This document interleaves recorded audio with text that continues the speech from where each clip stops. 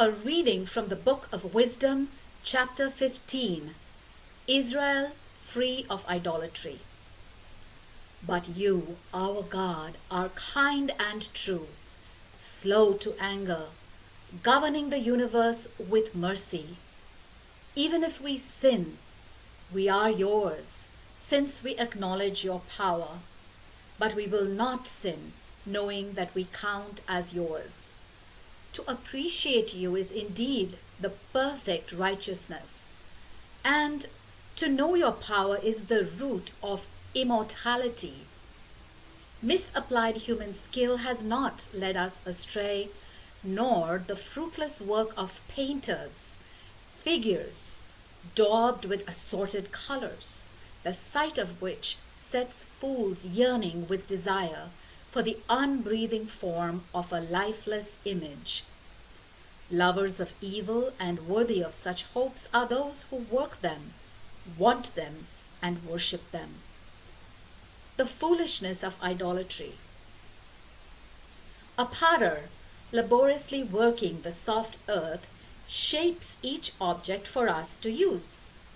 Out of the same clay he models vessels intended for a noble use and those for a contrary purpose, all alike.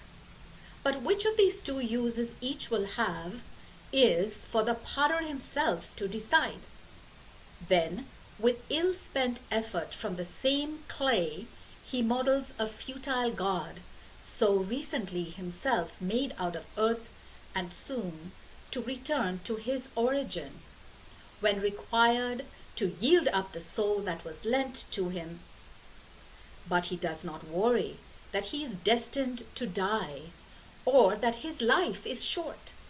He competes to outdo the goldsmiths and silversmiths, imitates the bronze workers, and prides himself on modeling false gods. Ashes his heart, cheaper than earth his hope, his life worth less than clay. For he fails to know the one who modeled him, who breathed into him an active soul and inspired a living spirit. What is more, he looks on this life of ours as a playground and our time here like a fair, full of bargains. However foul the means, he says, a man must make a living. He, better than anyone, knows he is sinning, making both breakable pots and idols from one earthy stuff.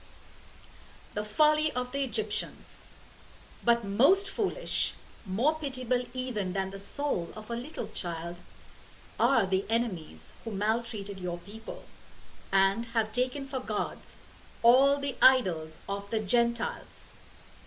These can use neither their eyes for seeing, nor their nostrils for breathing the air, nor their ears for hearing, nor the fingers of their hands for feeling, nor their feet for walking.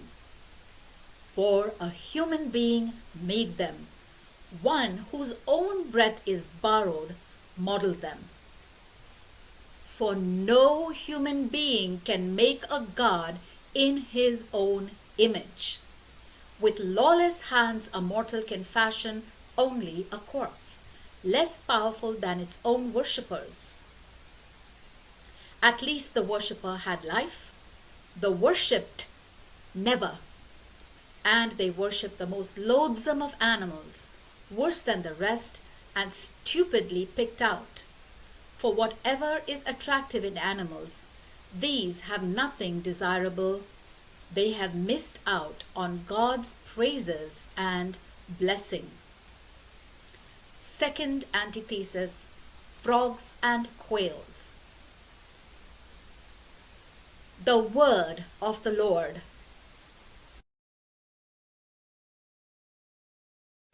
A reading from the Book of Wisdom, chapter 16. Thus they were appropriately punished by similar creatures and tormented by swarms of animals. In contrast to this punishment, you did your people a kindness, and to satisfy their sharp appetite, provided quails, a luscious rarity, for them to eat. Thus the Egyptians, though hungry for food, at the repulsive sight of the creatures sent against them, lost their natural appetite, whereas your own people, after a short privation, enjoyed a rare food. Their oppressors were to suffer relentless privation only to show your people how their enemies were being tortured. Third antithesis, locusts and the bronze serpent.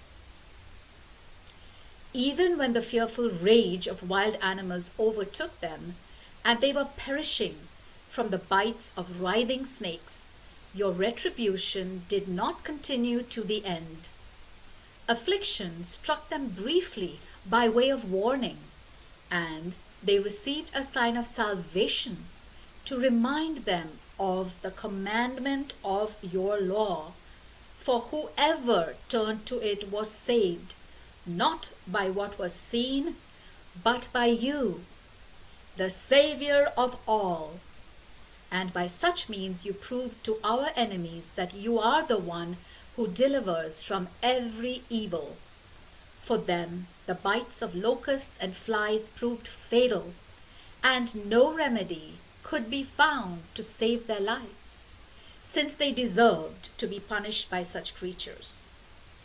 But your children, not even the fangs of poisonous snakes could overcome, for your mercy came to their help and cured them.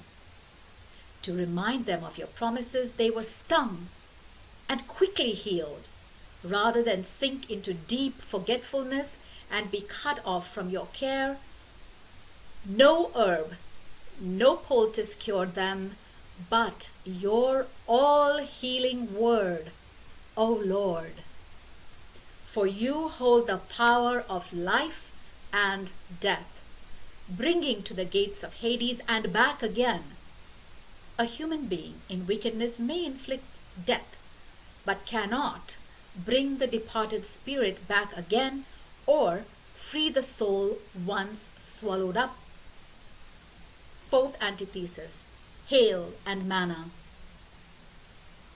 It is not possible to escape your hand. The godless who refused to acknowledge you was scourged by the strength of your arm, pursued by no ordinary rains, by hail and unrelenting downpours, and consumed by fire.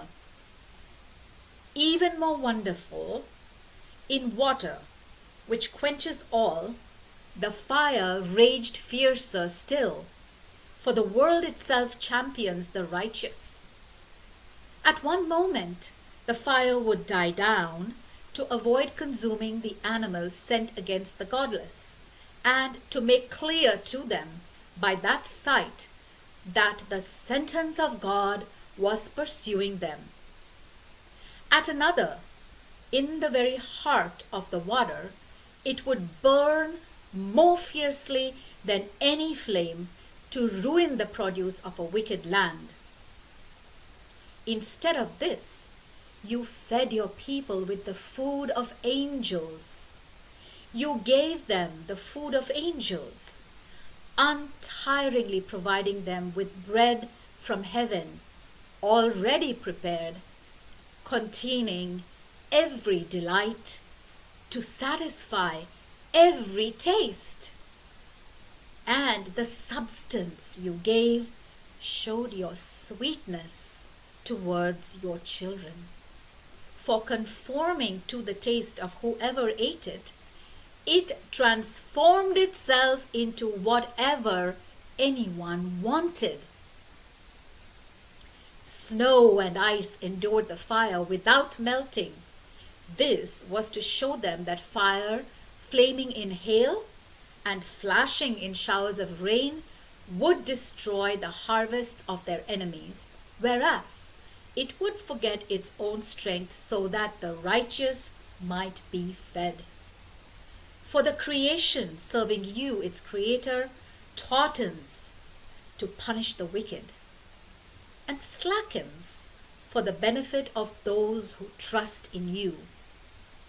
And this is why, at that time too, by changing into all things, it obediently served your all-nourishing generosity according to the wishes of those who were in need, so that your beloved children, Lord, might learn that it is not the production of the various crops that provides nourishment, but your word which preserves all who believe in you. For that which fire could not destroy melted in the heat of a single fleeting sunbeam, to show that to give you thanks we must rise before the sun and meet you at the dawning of the day. Whereas the hope of the ungrateful melts like winter frost and flows away like waste water. The word of the Lord.